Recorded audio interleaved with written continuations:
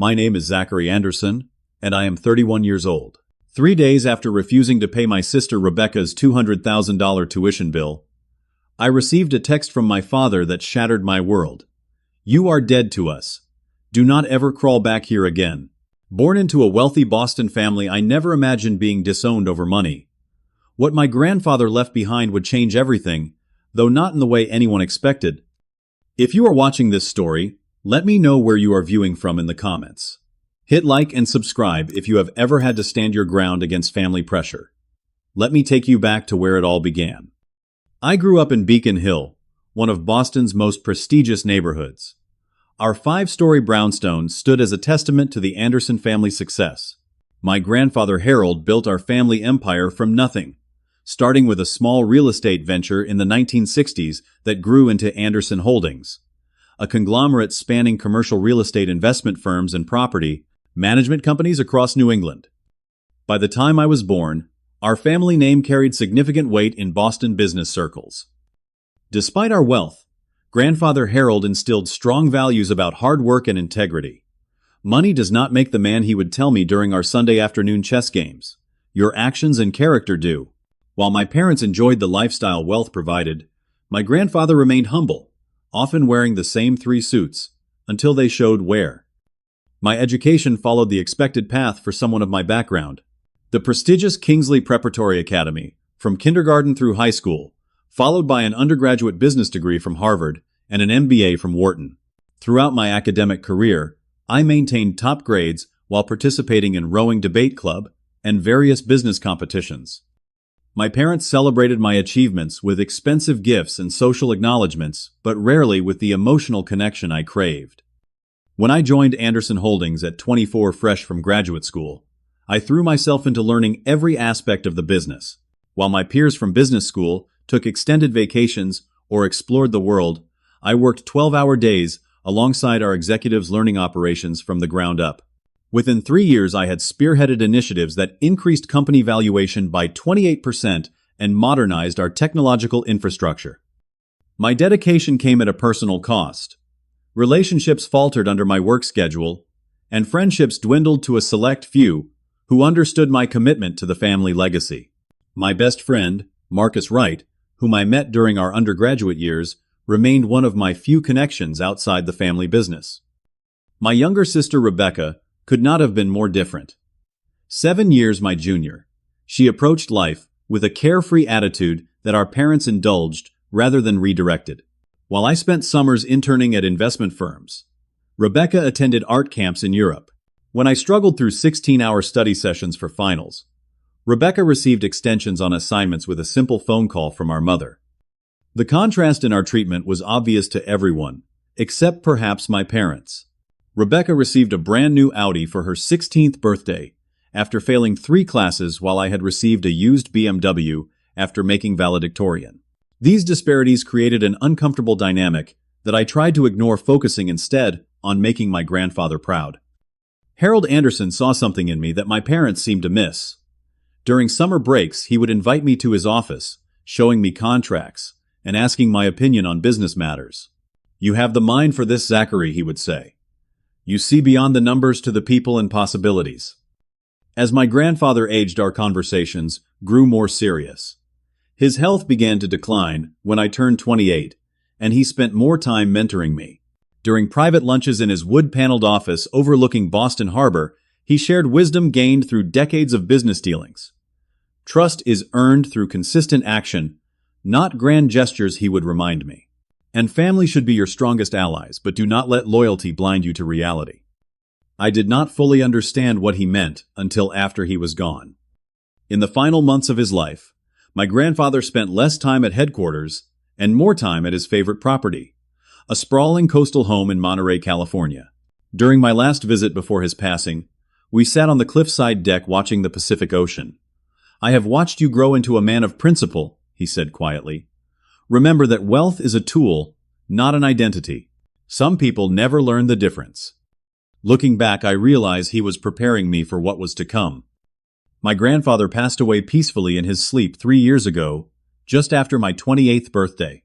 The funeral was held at Trinity Church in Boston with hundreds of business associates, friends, and family members in attendance. I delivered the eulogy with a calm exterior that masked my deep grief. My parents sat stoically in the front row, while Rebecca sobbed, dramatically requiring our mother's constant comfort. 3 days after the funeral, the family gathered at the offices of Pierce and Associates, where Franklin Pierce, our family attorney for over 30 years, prepared to read the will. The mahogany conference room felt suffocating, as my father paced near the windows. My mother adjusted her pearl necklace repeatedly, and Rebecca texted on her phone, until Pierce cleared his throat to begin. The first several items were standard bequests to longtime employees and charitable organizations. Then Pierce adjusted his glasses and looked directly at me. To my grandson, Zachary Thomas Anderson, I leave 51% controlling interest in all Anderson Holdings companies and subsidiaries effective immediately upon my death. The room fell silent. My father stopped pacing. Furthermore, I leave to Zachary my property in Monterey, California, including all contents and surrounding lands. I sat motionless, aware of my mother's sharp intake of breath. I established the Anderson Family Trust, with the remainder of my liquid assets, totaling approximately $68 million to be divided as follows. 30% accessible to my son Robert and his wife Margaret, 30%. Accessible to my granddaughter Rebecca, and 40% to remain in trust, with Zachary Thomas Anderson serving as trustee. Pierce continued reading, but the damage was done. My father's face had turned an alarming shade of red, while my mother gripped her handbag until her knuckles whitened. Rebecca stared at me with an expression caught between shock and betrayal. When the reading concluded, my father approached me with a tight smile that did not reach his eyes. "Your grandfather always saw something special in you," he said, his tone carefully controlled. "We will need to discuss how this affects company operations." The weeks following the will reading were filled with tense meetings and carefully worded emails. I approached my new responsibilities with the same dedication I had always shown, arriving first at the office and leaving last. I invited my father to strategic planning sessions and sought his input on major decisions, attempting to honor his decades of experience while implementing necessary changes. Despite my efforts, subtle resistance emerged. My father began missing key meetings or arriving unprepared. My mother hosted charity luncheons where she subtly hinted to society friends that I was finding my way as a leader, implying inexperience rather than acknowledging my years of preparation under my grandfather's guidance. Rebecca initially showed little interest in the business aspects of our inheritance, focusing instead on her portion of the trust. She purchased a luxury condo in Back Bay and began traveling extensively with her new boyfriend Jason Turner, a self-described art dealer whom she had met at a gallery opening. 6 months after taking control of the company, I successfully negotiated a major development contract that would increase our commercial holdings by 20%. Rather than celebration, my announcement at the family dinner was met with my father questioning my financing strategy and my mother changing the subject to Rebecca's upcoming art show. The pattern continued, with my achievements minimized and my decisions questioned. During board meetings, my father would contradict my statements in front of executives who had known me since childhood. At family gatherings, my mother would speak of my grandfather's business mistakes that had eventually worked out, drawing uncomfortable parallels to my current decisions. Through it all, I found solace in my friendship with Marcus, who had built his own successful legal practice and understood the complexities of family businesses. "They expected to control everything after your grandfather died," he observed during one of our rare nights out. "You are the reminder that Harold had other plans." The first major confrontation came when I proposed expanding our commercial real estate division into emerging markets in the Southwest. My father opposed the move publicly during a board meeting. "This company was built on New England values and New England properties," he stated firmly. "Your grandfather understood the importance of staying true to our roots." Grandfather also understood adaptation, I countered, presenting the market research my team had compiled. He specifically mentioned Southwestern expansion in his strategic notes from 5 years ago. The board ultimately approved my proposal, but the victory felt hollow against the backdrop of growing family tension. That night, my mother called to inform me that I had embarrassed my father in front of his colleagues, some of whom had been his friends for decades. "You may own controlling interest, Zachary, But this is still a family company, she said before hanging up. Her words stuck with me, though not in the way she intended. If this was truly a family company, why did it feel like I was fighting my family at every turn? The distance between us grew, manifesting in missed Sunday dinners and abbreviated holiday celebrations.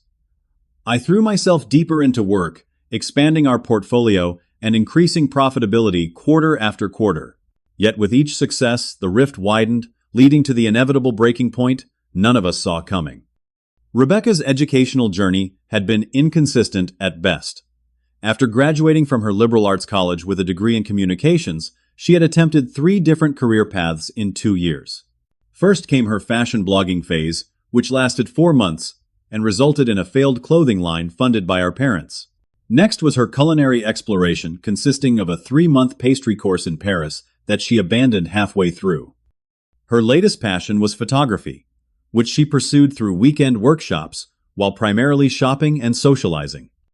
Last spring, Rebecca announced during our monthly family dinner that she had been discovered by an exclusive art academy in Paris.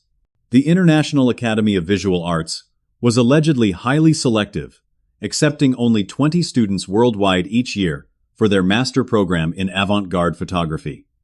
They almost never accept Americans, she gushed, but the director was impressed by my portfolio. Jason helped me put it together. My father raised his glass in a toast. To Rebecca, following her passion. I smiled and congratulated her, asking about the program details. Rebecca vaguely mentioned revolutionary techniques and exclusive mentorship, but provided few specifics. When I inquired about tuition, my mother quickly changed the subject to the upcoming charity gala. After dinner, as I prepared to leave, my father asked me to join him in his study. My mother and Rebecca followed, closing the heavy oak door behind them. The study remained unchanged since my grandfather's time, with leather-bound books lining the walls and the scent of pipe tobacco lingering despite years of disuse. About Rebecca's art school, my father began sitting behind the antique desk. The tuition is due next week. $200,000 for the first year. I nodded, assuming he was informing me as a courtesy, since Rebecca would use her trust funds. Has she submitted the withdrawal request to Pierce? I can approve it tomorrow. My parents exchanged glances before my mother spoke. Rebecca's trust portion has been allocated to other investments. What investments? I asked, suddenly alert. My gallery space in Soho, Rebecca interjected, and my apartment renovations, plus the photography equipment and travel for my portfolio development. I did the quick math. That is nearly $20 million in 3 years. Rebecca shrugged. Art requires investment. The point is, my father continued firmly, we expect you to cover Rebecca's tuition from the company accounts. Consider it professional development for a family member. The request stunned me. That would be inappropriate use of corporate funds. The board would never approve it. You control the board, my mother reminded me. Which means I have a fiduciary responsibility to the company, I countered. I cannot simply withdraw funds for personal use. This is not personal. My father's voice hardened. This is family. I promised to consider their request and left quickly, driving directly to my downtown apartment overlooking the Charles River. That night, I researched the International Academy of Visual Arts.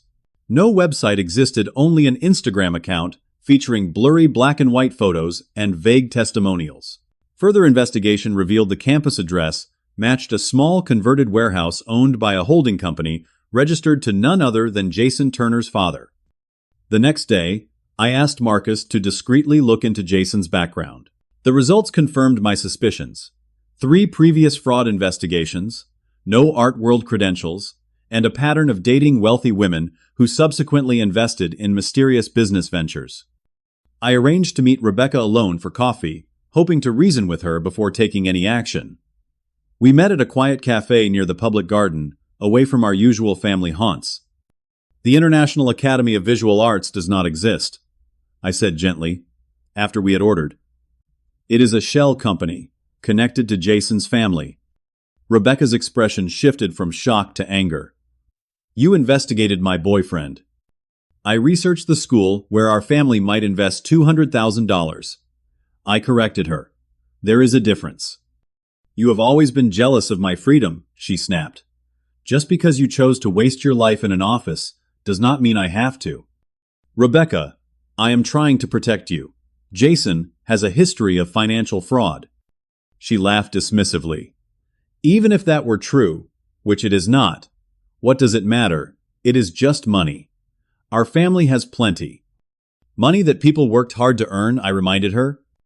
Oh, please spare me grandfather's bootstraps story. We both know he just got lucky in real estate. Her casual dismissal of our grandfather's decades of work stung more than I expected. I will not approve this tuition payment, I said finally. But I am willing to help you find legitimate educational opportunities. Rebecca gathered her purse and stood. You will regret this, she said coldly. Dad was right about you all along. That evening, my parents called an emergency family meeting at their home. I arrived to find Rebecca red-eyed on the sofa, while my parents stood like sentinels on either side of the fireplace. Explain yourself, my father demanded without preamble. I outlined my findings about the fraudulent school and Jason's background. Rather than concern, my revelations were met with accusations. You have always tried to control your sister, my mother said. You cannot stand that Rebecca has actual talent while you just shuffle papers, my father added. The conversation deteriorated rapidly. Years of resentment surfaced as my parents criticized my cold business approach to everything and my obsession with proving myself to a dead man. Rebecca eventually burst into tears. I just want to follow my dreams. Why are you punishing me for not being boring like you? This has nothing to do with dreams, I responded, maintaining composure, though my heart raced.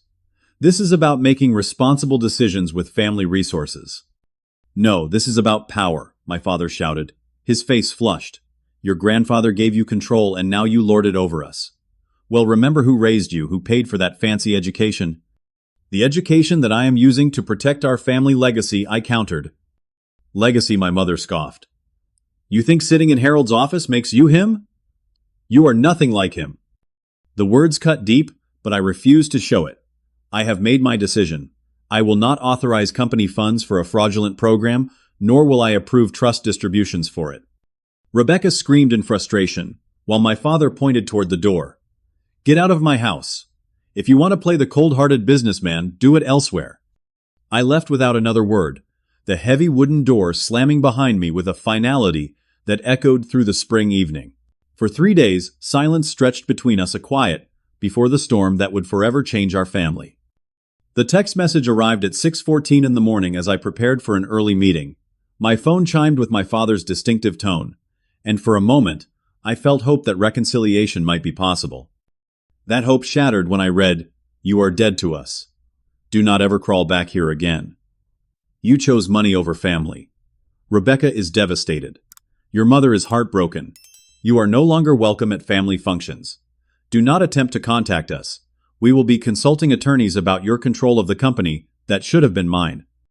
The phone slipped from my hand onto the marble bathroom floor screen, cracking in a spiderweb pattern that matched the fracturing of my world.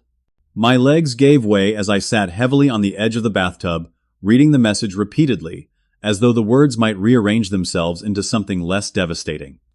I canceled my meetings and spent the day in a haze alternating between numbing disbelief and waves of anguish that left me gasping. By evening, Marcus arrived at my apartment with takeout food I could not eat and practical advice I was not ready to hear. They are reacting emotionally, he said, pushing a container of uneaten pasta aside. Give them time to cool down. You did not see their faces, I replied. This was not an impulsive reaction. This was the culmination of years of resentment. Marcus sighed. Maybe you need some distance too.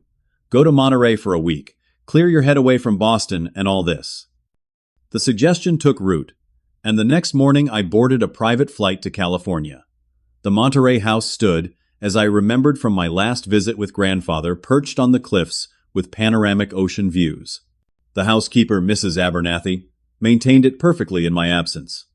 Fresh flowers on the tables, and the kitchen stocked as though my grandfather might return at any moment.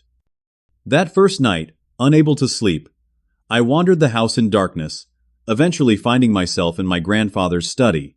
Unlike the formal office in Boston, This room reflected his personal interests, maps from his travels, photographs of fishing expeditions, and shelves of books on history and philosophy, rather than business.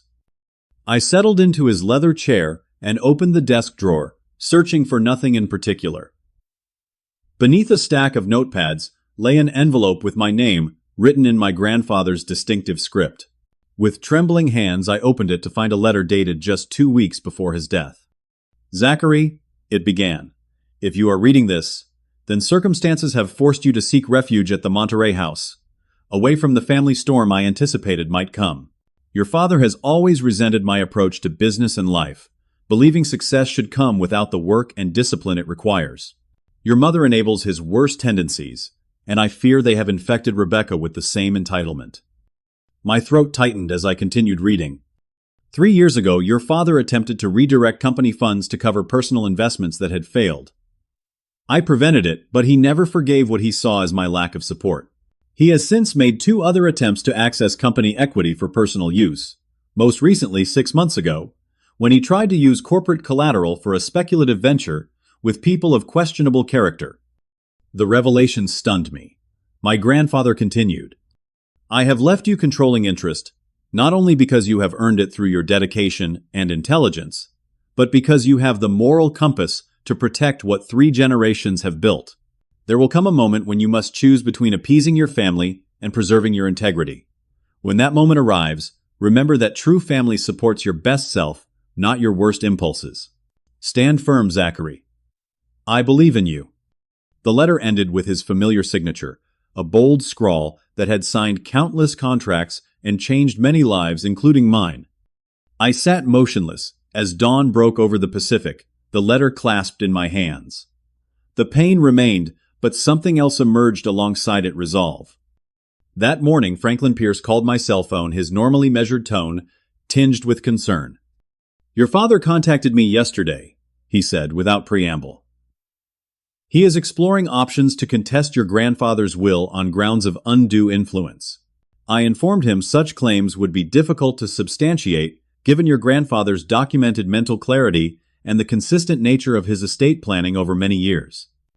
"Thank you for the warning," I replied. "There is more," Pierce continued. "As trustee, you should know there have been unusual withdrawal attempts from the corporate accounts. Our financial oversight team flagged several large wire transfer requests that did not follow protocol. They were denied, but the requests originated from your father's credentials." The conversation confirmed what my grandfather's letter had suggested: this conflict extended beyond a rejected tuition payment.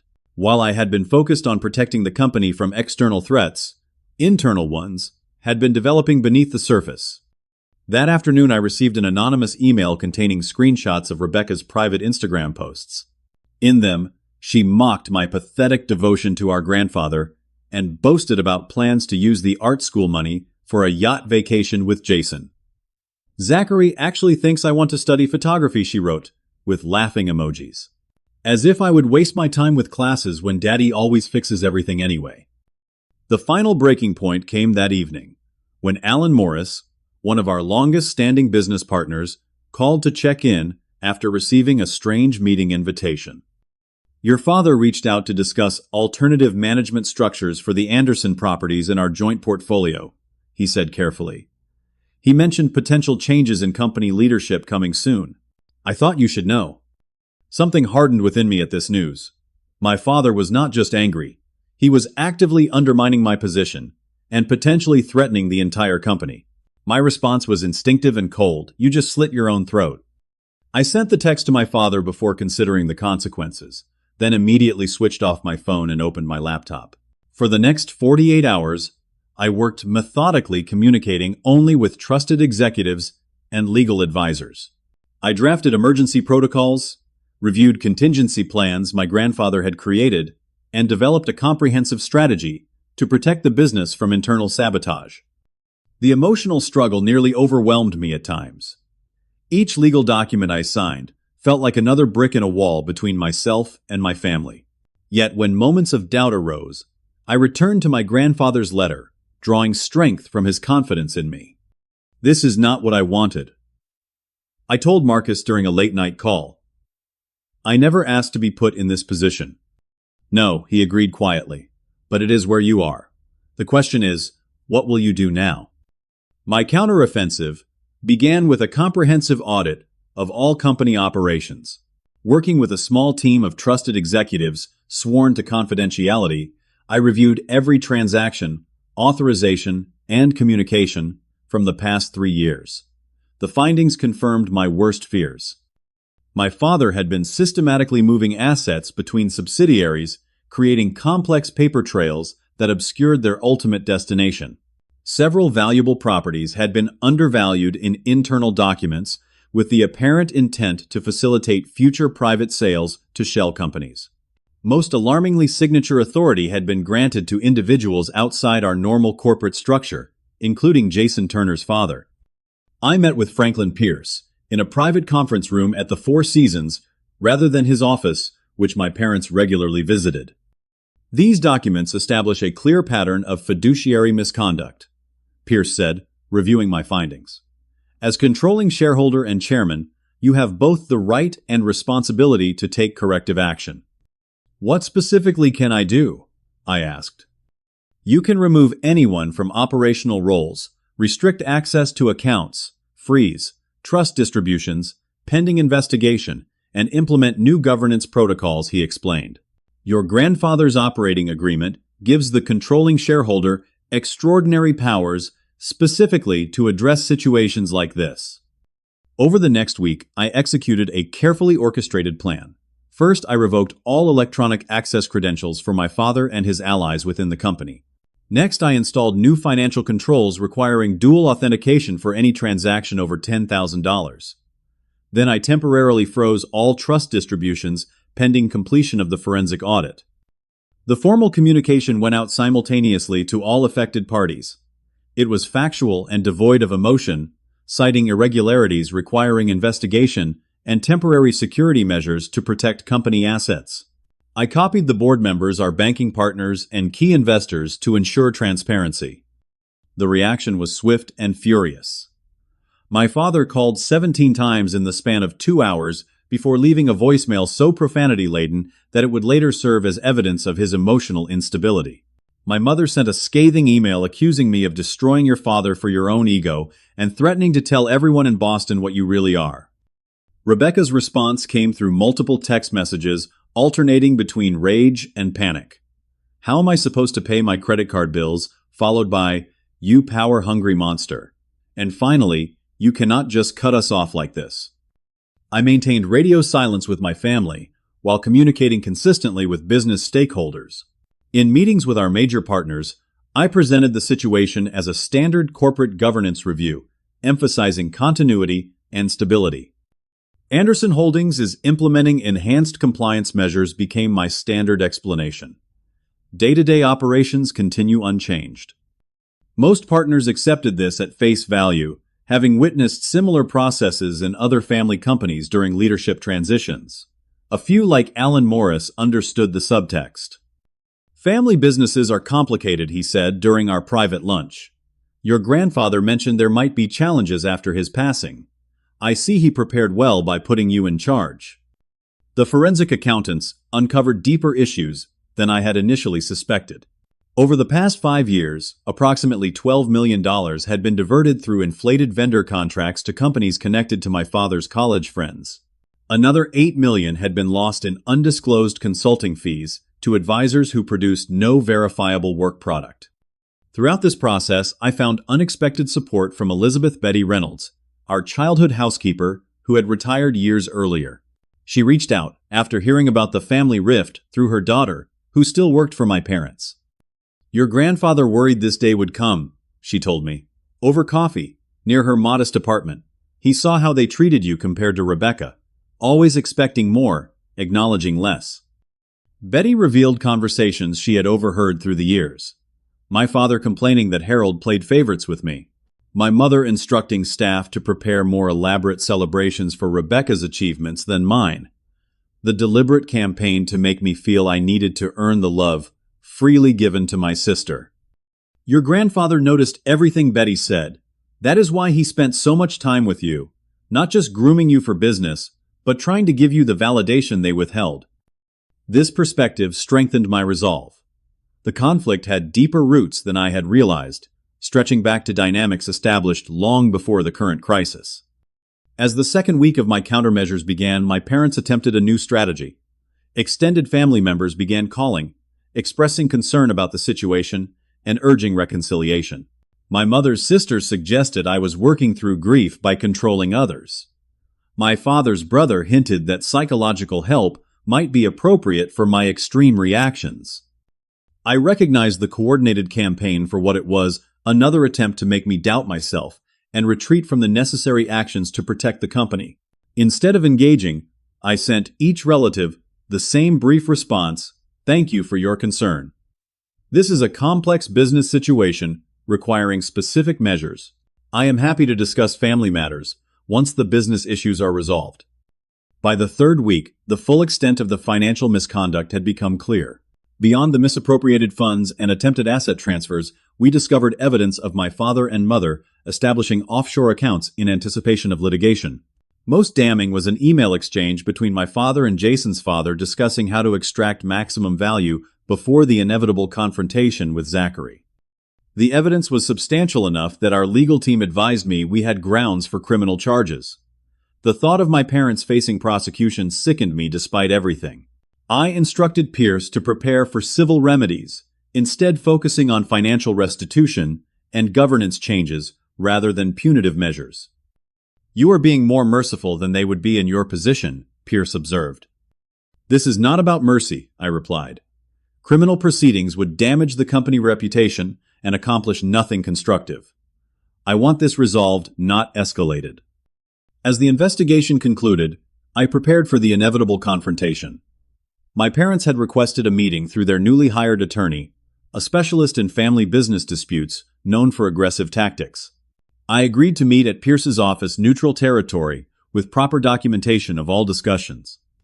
The stage was set for the final confrontation that would determine not just the future of Anderson Holdings, but the possibility of any ongoing relationship with the family I had once known. The meeting was scheduled for 2 o'clock on a Tuesday afternoon in the formal conference room at Pearson Associates.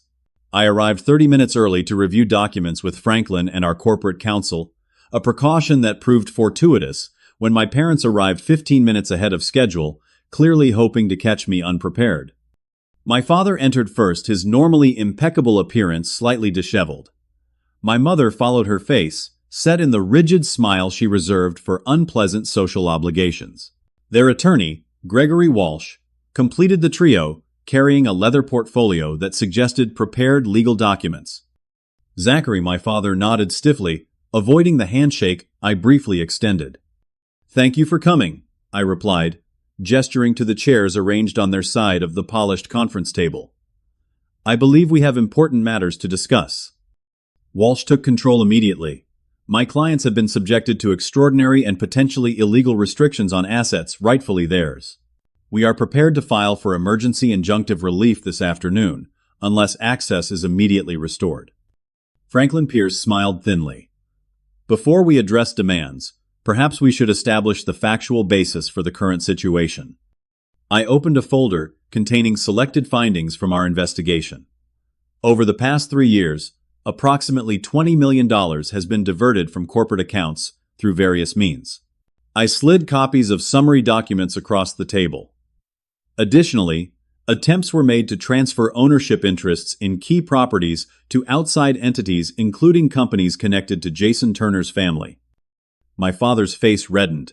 "Business operations that you misunderstood due to inexperience. Operations that 3 independent forensic accountants identified as fraudulent," I corrected calmly. "The documentation is extensive and conclusive." Walsh leaned forward. "Even if irregularities existed, they would not justify freezing personal trust assets established by Harold Anderson. The trust agreement specifically permits such action when evidence of misappropriation exists," Pierce countered. Section 12, paragraph 4. My mother's carefully constructed facade cracked slightly. "This is not about money. This is about your vindictive response to a simple disagreement over your sister's education." "Speaking of Rebecca," I said, "I notice she is not here." As if on cue, the conference room door opened, And Rebecca burst in her eyes, red from crying, or lack of sleep, possibly both. "You destroyed everything," she shouted, dropping her purse on the table. "Jason left me because of what you did. He said, 'I am a liability now that the family assets are frozen.'" My father stood, placing his hands on Rebecca's shoulders. "Calm down, sweetheart. We are handling this." "No, you promised you would fix it," she turned on him. "You said Zachary could never actually cut us off. You said grandfather made contingency plans for us." Her outburst revealed the narrative my parents had constructed, that my actions were temporary and ineffective, that secret safeguards existed to protect them regardless of their behavior. "Rebecca," I said quietly, "there were no contingency plans. Grandfather anticipated this situation, but his solution was to give me control, specifically to prevent what was happening." "That is a lie," my father interjected. "Harold would never have wanted his family treated this way." I removed my grandfather's letter from an inner pocket. He left this for me in Monterey. He knew exactly what might happen. As I began reading portions aloud, my father's expression shifted from anger to shock. The letter explicitly mentioned his previous attempts to misuse company funds and expressed concern about his influence on Rebecca. "This is fabricated," he spluttered, but his tone lacked conviction.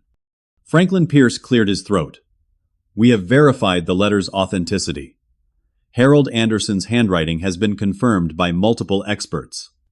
Rebecca sank into a chair, her anger deflating into confusion. "But Dad said grandfather always intended for the money to be shared equally. He said you manipulated him when he was sick." "Your father told you what he wanted to believe," I replied gently. "Grandfather made his decisions with full mental capacity and after years of observation." Walsh attempted to regain control of the narrative. "Regardless of Harold Anderson's intentions, the current situation cannot continue. My clients require immediate access to their funds and a restructuring of company governance." I shook my head. "That is not possible.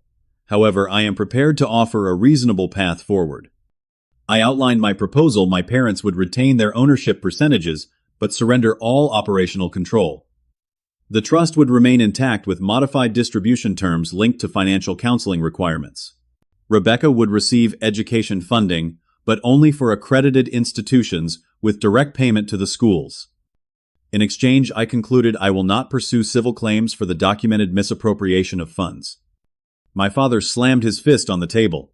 "You ungrateful little dictator, I built that company, alongside your grandfather, while you were still in diapers." Robert Pierce warned, "Consider carefully before making statements contradicted by company records." My mother's composure finally crumbled completely. "How dare you sit in judgment of us? We gave you everything." "Except what I actually needed," I said quietly. "And what was that?" she demanded. "Respect. Recognition of my work, rather than constant comparison to Rebecca. Acceptance that I might have my own vision, rather than just being grandfather's puppet. Harold always favored you," my father spat. "From the moment you could talk, always following him around, absorbing his attention. He recognized my interest in the business that you built together," I countered. "He would have welcomed your continued involvement if you had shared his values." "Values." My father laughed bitterly. "Do you know why your grandfather was so obsessed with financial propriety? Because his father was a gambling addict who lost everything. Harold was not a self-made man. He was rebuilding what his father destroyed. That righteous attitude you inherited is just generational trauma disguised as virtue." The revelation stunned me momentarily. My grandfather had never mentioned his father's gambling, describing him only as unsuccessful in business. "Even if that is true," I recovered, "it does not justify what you have done." Rebecca, who had been unusually quiet, suddenly looked up. "Is it true about Jason? Was he really just after the money?" I hesitated, then nodded. "His father has a history of similar schemes. They target wealthy families, particularly those with internal conflicts they can exploit." Fresh tears spilled down her cheeks. "And you tried to warn me." "Rebecca," my mother hissed, "do not let him manipulate you now." Rebecca turned to our parents. "Did you know about Jason? Did you know he was using me?" Their silence provided the answer. "You knew," she whispered. "You knew, and you still pushed me to fight with Zachary over the tuition money." We needed to solidify our position, my father said defensively. Your relationship with Jason was convenient leverage. Rebecca stood abruptly. I have been nothing but a pawn to all of you. She grabbed her purse and moved toward the door, pausing beside my chair. For a moment, I thought she might say something conciliatory, but her expression hardened. I still blame you, she said coldly. None of this would have happened if you had just paid the tuition like Dad asked. After Rebecca's departure, the meeting concluded with no resolution. My parents rejected my proposed terms with my father, declaring he would see me in court before accepting such humiliation. Their attorney advised them against this approach, but pride overrode pragmatism. As they prepared to leave, my father delivered what he clearly intended as a parting blow. You think you have won, but you have lost everything that matters. You will end up alone just like Harold with nothing but money and regrets. I remained seated as they exited the conference room, falling silent, except for the gentle hum of air conditioning. Franklin Pierce gathered his papers, slowly giving me space to process. For what it is worth, he said finally. Your grandfather anticipated this outcome. He told me once that sometimes protecting a legacy requires difficult choices. After Pierce left, I sat alone in the conference room, emotionally exhausted, but mentally clearer than I had been in weeks. The confrontation had revealed the true nature of my family relationships in ways that painful but necessary. That evening, as I packed to return to Monterey, I discovered a second letter from my grandfather, tucked into a book on my nightstand, Meditations, by Marcus Aurelius. The book had been a gift from him years ago, but I had only recently brought it from my apartment to the hotel suite where I had been staying. Zachary, the letter began. If you are reading this, then the situation has likely reached its breaking point. Remember that family is not always defined by blood. Sometimes it is defined by those who want the best for you rather than what they can take from you. Whatever happens, do not let bitterness consume what good remains in your heart. That would be the only true failure. The words provided a compass for the difficult path ahead. 6 months passed before the dust began to settle. My parents ultimately abandoned their legal challenges after their own attorney advised them of the overwhelming evidence against them. Instead, they accepted a modified version of my original proposal, maintaining their ownership stakes, but surrendering operational control in exchange for structured trust distributions, and my agreement not to pursue claims for the misappropriated funds. Anderson Holdings not only survived the turmoil, but thrived under the new governance structure. We expanded into the southwestern markets as planned, acquiring distressed properties at favorable prices and developing them with innovative sustainability features that increased their value while reducing environmental impact. Our company valuation increased by 32%, creating value for all shareholders, including my parents. The family trust was restructured with additional oversight mechanisms and clearly defined distribution parameters. My parents received monthly allowances generous enough to maintain their lifestyle but insufficient to fund extravagant impulse purchases or questionable investments. The arrangement freed me from constantly evaluating their financial decisions while protecting the core assets. Rebecca surprised everyone by reaching out directly to me 3 months after the confrontation. Jason had indeed abandoned her once the financial prospects dimmed, leaving her with mounting credit card debt and a half-renovated condo. Our initial meeting was tense, with Rebecca alternating between residual anger and reluctant acknowledgement of my earlier warnings. I still think you could have handled everything differently, she said, over coffee at a neutral location, a small cafe near the public garden. But I understand more now about what was happening. I could have communicated better, I acknowledged. I was trying to protect both the company and you, but I failed to make that clear. We established a cautious relationship, beginning with financial counseling sessions that Rebecca initially resented, but gradually came to value. By the 6-month mark, she had enrolled in a legitimate business program at Boston University, focusing on arts administration with the goal of eventually working with cultural institutions. My parents maintained their emotional distance, responding to my occasional emails with brief formal replies. They declined my invitation to the company holiday party and sent a generic card for my birthday. The estrangement pained me, but I recognized it as the natural consequence of years of dysfunction suddenly exposed. I made the decision to permanently relocate to the Monterey house, establishing our West Coast office as my primary base of operations. The physical distance from Boston provided emotional space while allowing me to continue overseeing company operations through regular video conferences and monthly in-person visits. The Monterey property became more than just a residence. It became a sanctuary where I could reconnect with my grandfather's values away from the painful associations of our Boston headquarters. I converted one of the guest cottages into a visitor's center for local environmental education programs, honoring my grandfather's love of the coastal ecosystem. Betty Reynolds became an unexpected constant in my new life.